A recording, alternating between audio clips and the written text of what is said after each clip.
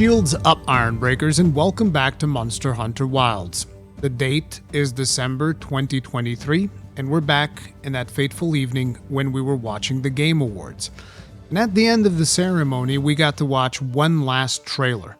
That is when we got to see it for the very first time. The official Monster Hunter Wilds reveal trailer. Now, shortly after this event, I did a video analysis of that trailer, bringing you as much information as I possibly could extract from the footage that was shown to us. And one of my working theories at the time is that Monster Hunter Wilds was going to be taking place in the New World. For those of you that are not familiar with what we refer to as the New World, that is the name of the location where the events of Monster Hunter World take place.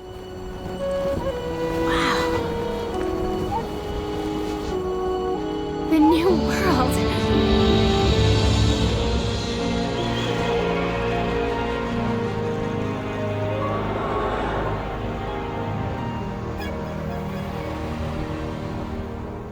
Now, some of the reasons as to why I started thinking that this game was going to be taking place in the New World is because of some of the details that I started noticing around the hunter in this teaser trailer. If you guys look at the image that I'm showing here, the armor itself reminded me a little bit of Puke Puke.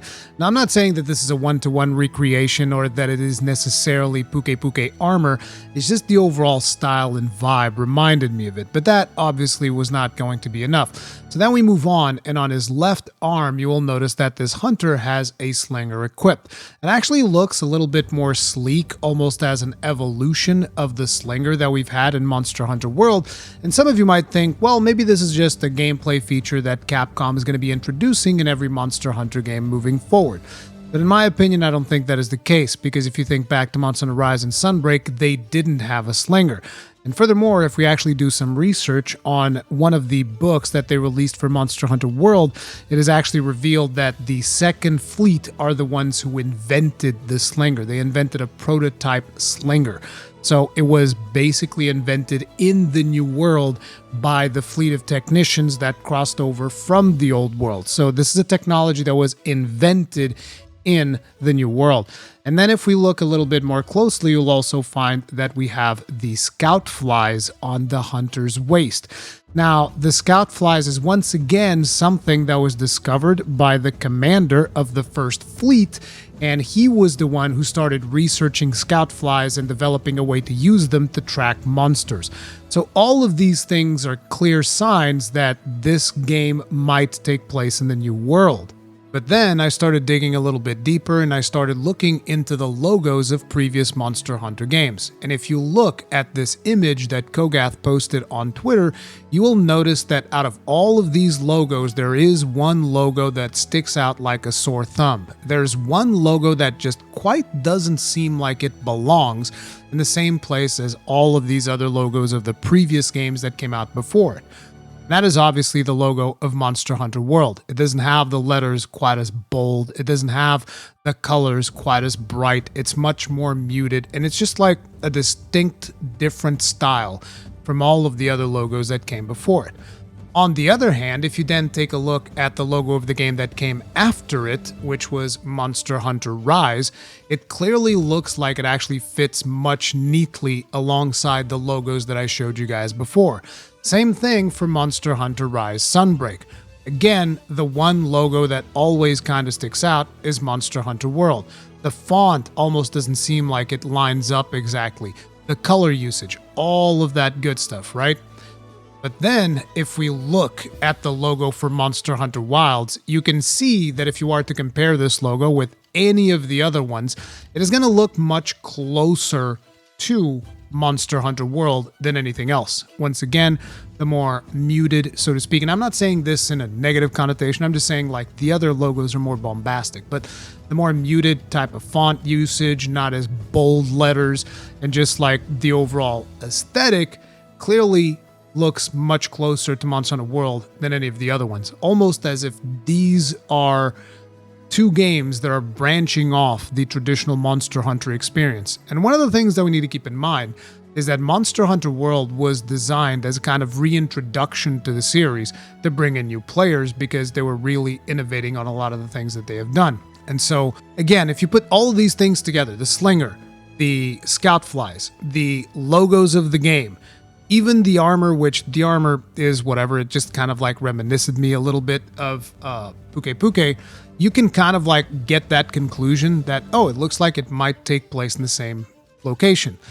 However, I never really went too far with this theory. It's like, oh, maybe it's just a coincidence, maybe it's whatever, until last night. You see, one of the things that I do a lot when I'm preparing to do streams and stuff like that for Monster Hunter is I will actually re-watch cutscenes of the game in order to see if there's a cutscene that has my character in a cool angle that I can kind of like use in a thumbnail, right? And that's when I noticed this particular cutscene that takes place when we are about to go and face off against Shari Shvalda in Monster Hunter World Iceborne. There's a ship that is referred to as a prototype airship that was built by the First Fleet when they first got there. Look at her. Fixed her up nice. It's the very first prototype airship. The one we built when we first arrived. The other ones were dismantled, but this one survived. I'm happy. This old girl is getting a second chance at life. Now, an interesting thing about this particular cutscene is that you can clearly hear the First Fleet commander say that this was our very first prototype airship and we built it when we first got here. Now, the implication that I get from that is that this ship was in fact retrofitted by the First Fleet to enable it to take flight. However, in the next clip that you're about to see, you're going to notice that the crest on the top of the airship's balloon is actually the crest of the Third Fleet, which would imply that the Third Fleet were the ones who retrofitted the ship for flight. Now, this particular inconsistency is either some type of localization mistake in the cutscene, or quite simply a reused asset, which is actually the way that I'm leaning, because there's a bunch of these balloons that they use in the restoration of the Third Fleet ship that then becomes the research base, and that's the one that we fly into the Hoarfrost Reach and all of that stuff, as you guys are no doubt aware. And a lot of those balloons have the Third Fleet crest because they're the balloons used there. So I think that what happened was that someone at Capcom just kind of like reused that particular crest.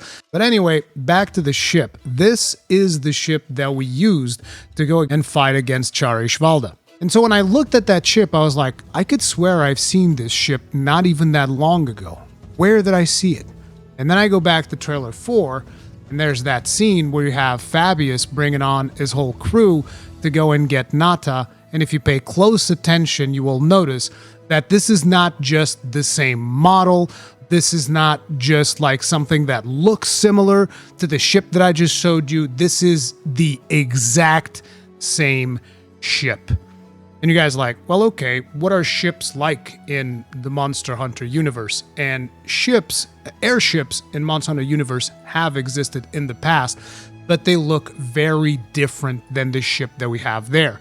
See, the image that I'm showing you now is what a traditional airship looks like in Monster Hunter. Well, one of them.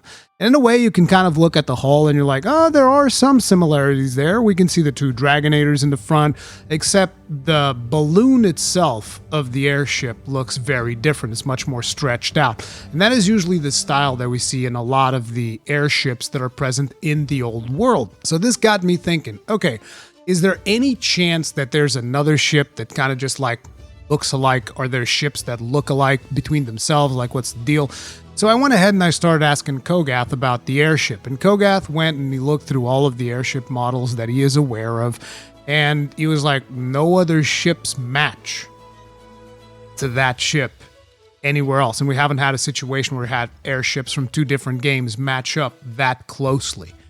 So these are the only two examples that we have of an airship that looks this much alike. And keep in mind, like I said, this airship was a prototype that was built by the First Fleet. It didn't start out as an airship. And the thing that proves that is the symbol that we have on the sails. You pay attention to the symbol on the sails, that is a symbol that actually first showed up during Monster Hunter Tri.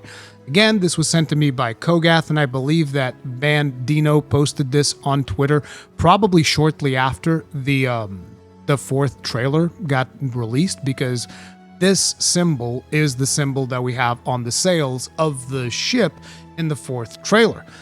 Now, I've been going back and forth with this symbol, and it is present on a whole bunch of boats that we see. I even got some artwork sent to me, some concept art from Kogath. This was for Monster Hunter Portable 3rd. You can see that the symbol is there, but it's a little bit different because in here it has the symbology of the guild and all of that stuff. But then Gaijin also showed me the ship when you fight Jan Moran.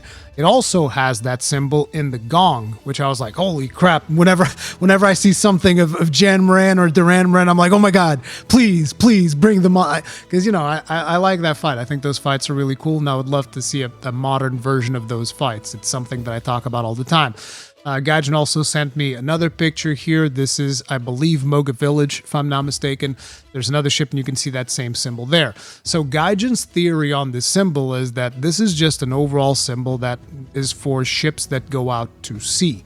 And the reason why this would be the symbol for ships that go out to sea is because he told me that on airships, the symbol that you usually see, they depict mountains, because obviously they're overflying the mountains, whereas the other ones are in the sea, and it makes sense. So the thing is, the airship that we see during the thing that we go to Sharish Valda, that is an airship that was converted. It was initially a ship that came in from the sea. And after re-watching the introductory cutscene to Monster Hunter World, you can actually see that there's a bunch of these ships out there when Zora Magdaros erupts from below the ocean. So my theory is that this is like a ship model that they've made specifically for the fleet that goes to the New World. And that's why they all look alike. And then one of these ships was converted into an airship by the First Fleet, and then somehow that ship ends up getting reused by the Fabius team that goes and picks up Nata. And another important detail here is that the ship that is shown on the 4th trailer actually has a different crest. Now, I tried identifying it. What it seems to me is the corners of the crest on the 4th trailer are actually the symbols of the guild emblem that represent their respect for nature, the whole, balance and all of that stuff. Gaijin has a video talking about that if you are curious. But at the end of the day, I still believe that this is the exact same ship, and this ship was in the New World, unless they decided to fly the ship all the way back to the Old World. I just don't think it makes that much sense. And then you also have the whole thing with the Hunter, the Slinger, the Scout Flies, and all of that. And then I started looking into the ship of the 3rd Fleet as well to see, let's see about that one.